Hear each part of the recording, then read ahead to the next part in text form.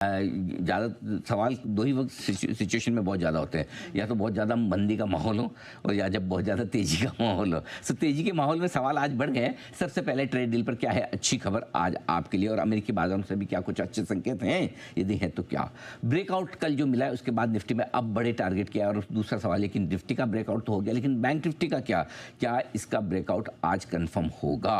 FIIs के लौटने के संकेत आ रहे हैं या फिर हम ऐसे ही बढ़ रहे हैं, ये देखना ज़रूरी है। अब आइए जो सवाल इस वक्त सबसे इंपॉर्टेंट है, और पिछले हफ्ते से हम लगातार इस बात की कोशिश करें कि आपको सेक्टर और शेयर रोटेशन को समय से बताया जाए, और इसीलिए जल्दी से जहां भी इनिशियल संकेत सेक्टर रोटेशन के आते हैं हम तुरंत आपको बता रहे हैं। आज भी इनमें आप फोकस पूरा रहेगा।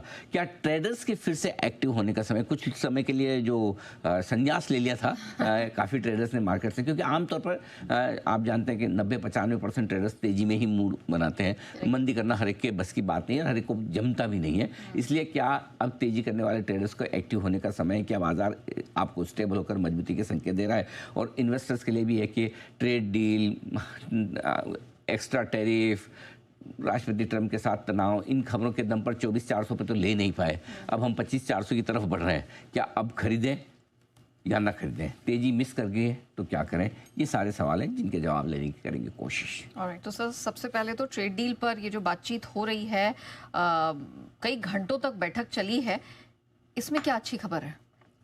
देखिए, कल एक अहम बैठक हुई। भारत की तरफ से राजेश अग्रवाल साहब थे और अमेरिका की तरफ से ब्रेंडन लिंच साहब आए, और उन्होंने कल लंबी बैठक की। 6-7 घंटे ये बैठक चली है। इस बैठक से नतीजे जो आए वो अच्छे रहे, बातचीत अच्छी रही है। ये बातचीत का जो काम था वो ये था कि छठे दौर की बातचीत अब भारत और अमेरिका के बड़े लेवल पर होगी, जिसमें शायद विदेश मंत्री के लेवल और वाणिज्य मंत्री के लेवल पर होगी। उससे पहले एक बेस बनाना था इनको, वो सारे मुद्दे जिन पर अमेरिका के ट्रेजरी सेक्रेटरी, भारत के वाणिज्य मंत्री वगैरह जो बात करेंगे, वो किन किन मुद्दों पर डिस्कशन करेंगे उसके लिए तय करना था। तो ये मुद्दे कल तय हुए हैं और अच्छे तरीके से तय हुए। एक जॉइंट स्टेटमेंट भी आया है जिसमें अच्छी बातें कही गई है। तो एक तो ये अच्छी खबर है। दूसरी खबर अच्छी ये कि कल राष्ट्रपति ट्रंप ने खुद प्रधानमंत्री मोदी को फ़ोन करके उन्हें जन्मदिन की बधाई दी है, 75वां जन्मदिन, और दोनों ने एक दूसरे को अच्छा दोस्त कहा।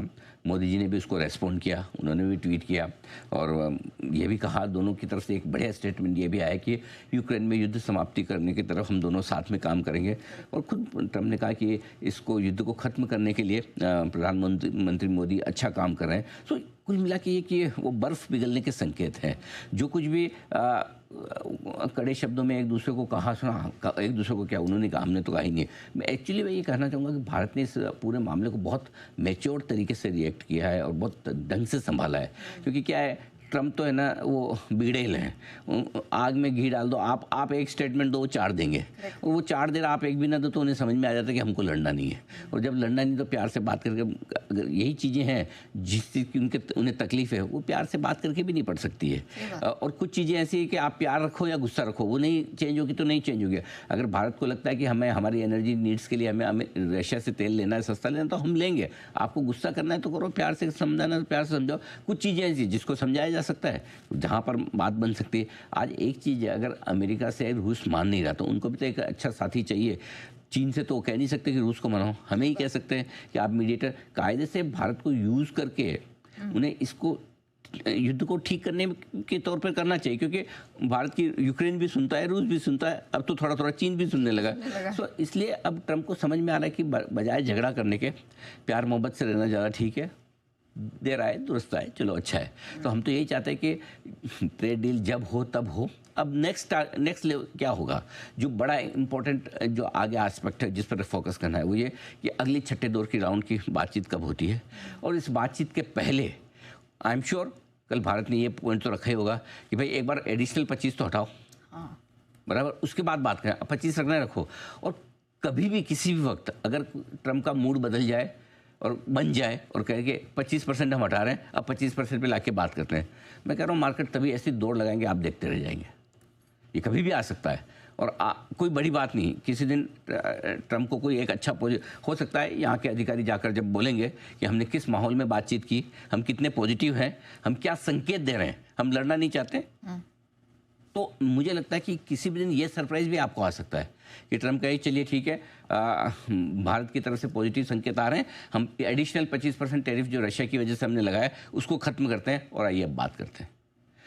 वो भी सेंटिमेंट सुधारने के लिए ना टैरिफ हटाने टाइप का मामला हो जाएगा बाजार के लिए।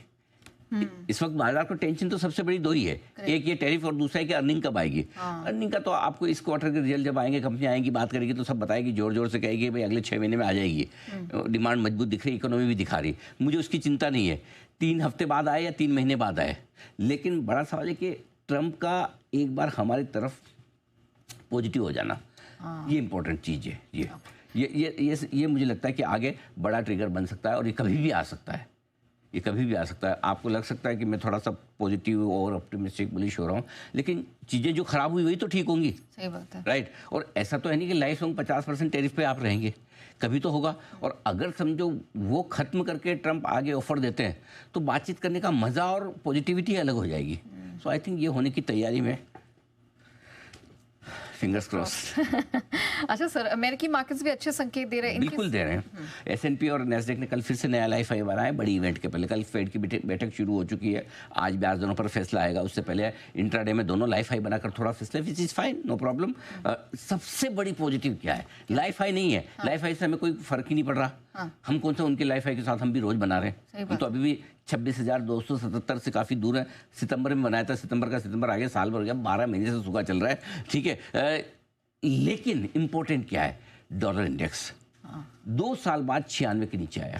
3 साल माफ कीजिए, 3 साल के बाद 96, हाँ 22 के बाद आया, तो 3 साल बाद 96 के नीचे आया। भारत जैसे इमर्जिंग मार्केट के लिए बहुत पॉजिटिव है, नंबर 1।